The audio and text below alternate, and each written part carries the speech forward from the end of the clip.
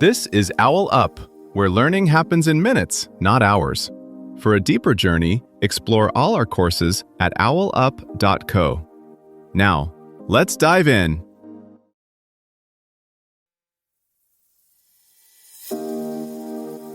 Chapter 3 of The Science of Attraction, Chemistry, Biology, and Beyond, Decoding Passion, the Brain in Love. In this chapter, you'll learn, identify brain regions involved in love. Let's dive in. Romantic love can show up on a brain scan in less than half a second after you see someone's face.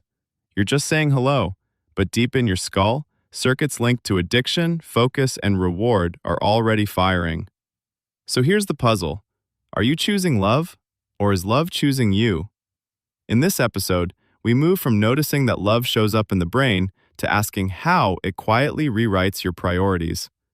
Within fractions of a second, your attention narrows around one person.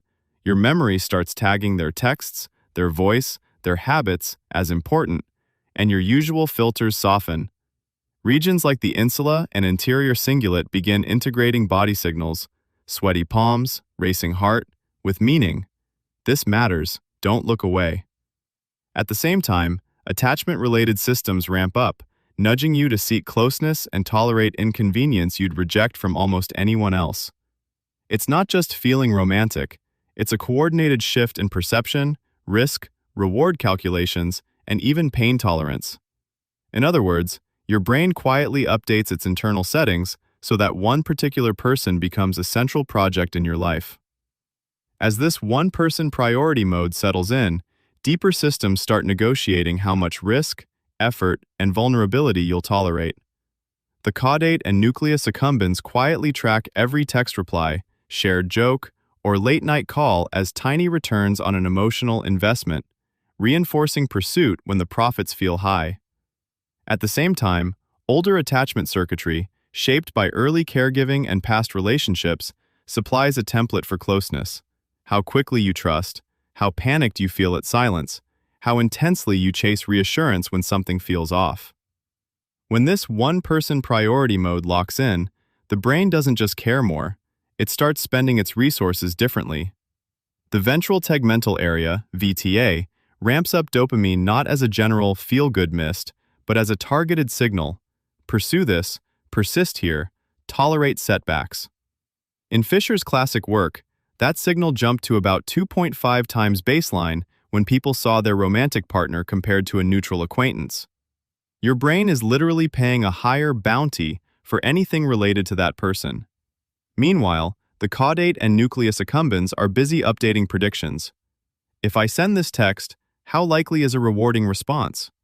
If we plan a weekend together, will it deepen the bond or expose a fault line?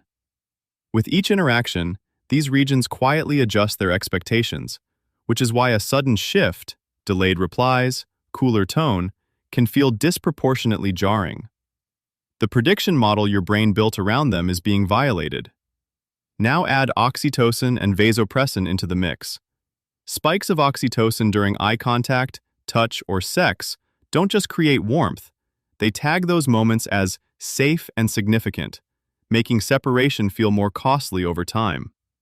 Vasopressin, more tied to territoriality and guarding, can contribute to that blend of protectiveness and jealousy that shows up in some people more than others, depending on genes and history. This is also where the line between love and addiction blurs.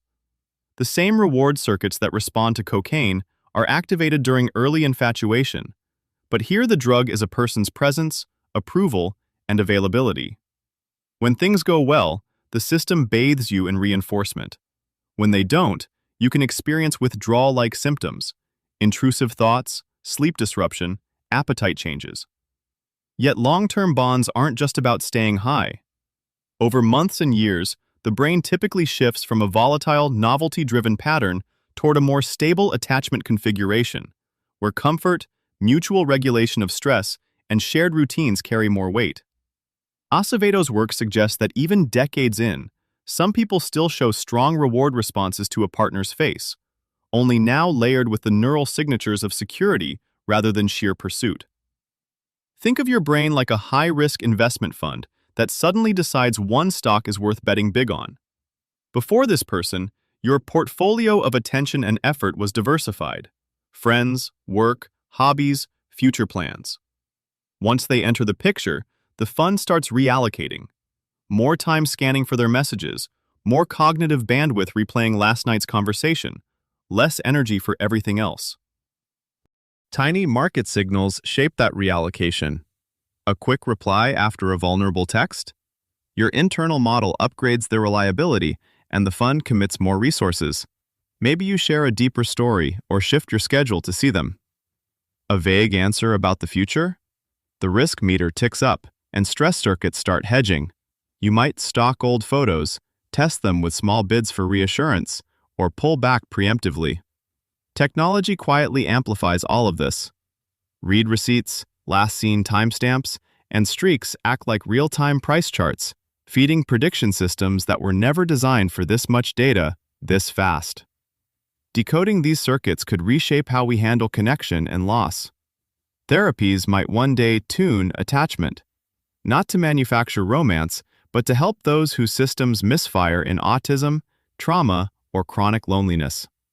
Tech companies are already exploring wearables that infer bonding from micro-patterns in heartbeat and gaze, like a social credit score that updates in real time.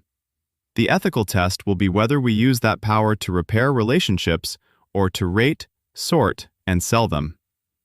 So where does this leave you? Those rapid-fire signals and quiet rewrites don't dictate who you must love, but they do shape how intensely you'll fight for them, or struggle to let go. Noticing your own patterns is like finally seeing the strings in a magic trick. The wonder is still there, but you gain just enough awareness to decide which illusions you'll keep. Try this experiment.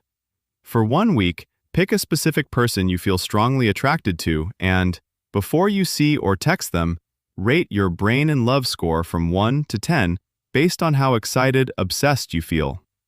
Then, deliberately shift your brain state using one of the episode's levers. Do 3 minutes of slow nasal breathing or a short bout of intense movement, like 20 jumping jacks, before interacting with them. After the interaction, rate your brain and love score again and note if your feelings, focus, or behavior changed. By the end of the week, compare your before-after scores to see how much your physiological state actually modulates your experience of passion. This was OwlUp, your daily step forward.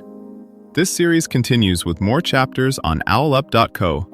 Visit OwlUp.co to access the complete course and continue your learning journey. See you there!